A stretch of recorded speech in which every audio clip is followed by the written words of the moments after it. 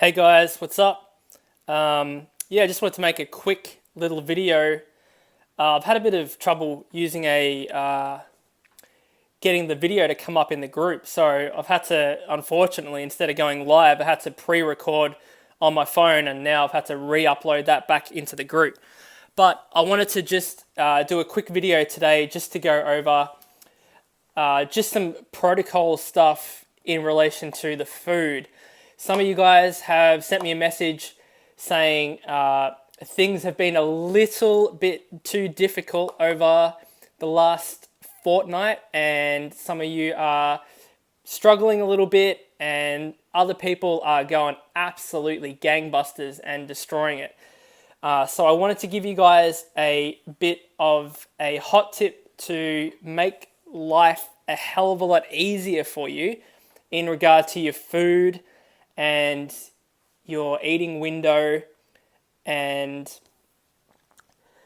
basically your planning to make everything smoother. Because let's be honest, if you have to put a lot of attention into the way that you plan, the way that you schedule, like doing your meals on the Sunday, containers, bringing them with you to work, or if you're out on the road or cooking stuff fresh, the more brain power that you put into doing the program means the less brain power you have for everything else in your life.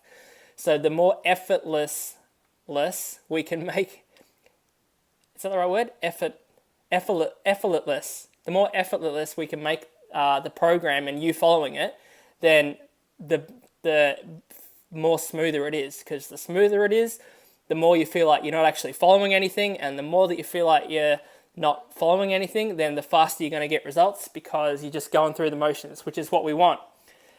Because by the end of your program, you're going to have a nice big catalog of all those meals, menus, and shopping lists, and you use that as a blueprint to go forward and maintain that result level completely by yourself, which is awesome. So I wanted to go through a tip today to outline a bit of a strategy that you can use to make life a little bit easier for you with your food. And some of you guys are already doing this a little bit, which is awesome, but some of you may not have heard of this before, but it might be just the thing that you're looking for. So what I'm talking about is combining the plan that you've got with intermittent fasting. Now, everybody already fasts nightly when they're asleep, and you have a window of, hopefully 8 hours a night where you're sleeping and you're not eating. So your body naturally does this anyway. So what we're looking to do is bring that 8, possibly 6 or 4 hours, depending if you're really strapped for time, that window where you're not eating, and drag it out a tiny little bit further out into the day. So what that does is it forces your body to produce higher levels of growth hormone that's naturally produced in your body, and it'll help protect the muscle and the proteins that you already have gotten from exercising and putting in your best effort doing your lifts. So by increasing the growth hormone in your body, you're actually going to protect the muscle mass that you've already got, and it's going to blunt your hunger, which indirectly pumps up your adrenaline slightly, just like as if you were having a coffee or something like that, and it gives you that extra drive and extra energy spike so you can continue on through the day. Now, I'm not suggesting that you alter your food plan in any way, shape, or form. All I'm saying is push your meals out a little bit further. So you might want to have your breakfast at lunch and a snack in the afternoon, and then have your lunch and your dinner at the same time. That's one way to do it. It just depends on the way that your body responds. In the fasting window, like you don't need to do it forever. It can be, 4 or 6 hours more. It doesn't have to be 8 hours or something crazy like that. It can just be a tiny bit further out during the day. And to get you through that, when I do fasting, I just have sparkling water and short black coffee. Now, you don't want to have too much coffee. If you're having more than 3 coffees, that will pretty much not give you the same effect because it won't blunt your hunger the way that it would if you're only having 2 or 3 a day. However, it'll work slightly, but not to the same effect. So if you're only having 1 or 2 kind of coffees a day, and you're having sparkling water, and then you break your fast with, say, just like a piece of fruit, like an apple or something like that, to replace the glycogen in your body, and that'll get absorbed rather quickly because it's the first thing that you've eaten.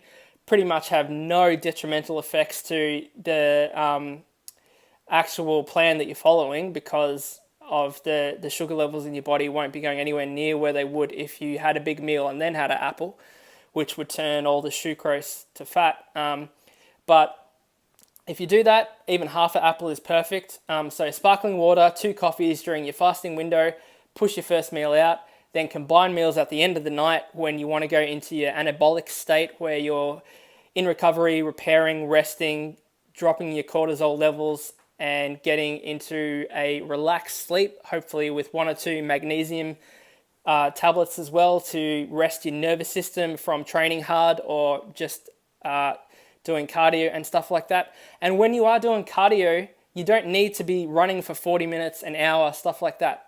15, 20 minutes of interval training.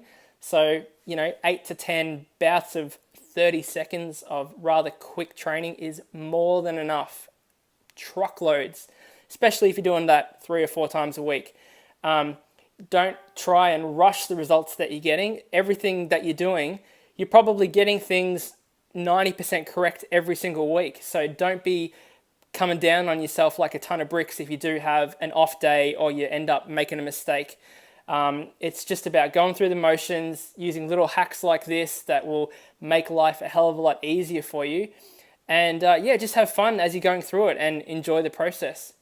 So if anyone's got any more additional questions on this, happy to answer them. Just chuck them below. And other than that, I'll be going through and doing your accountability this week. Hope everyone's having a good week this week. And looking forward to seeing what you guys are going to be coming up with for next week for the things that you want to work on. All right, guys, that's it for me. I'll chat to you soon. See ya.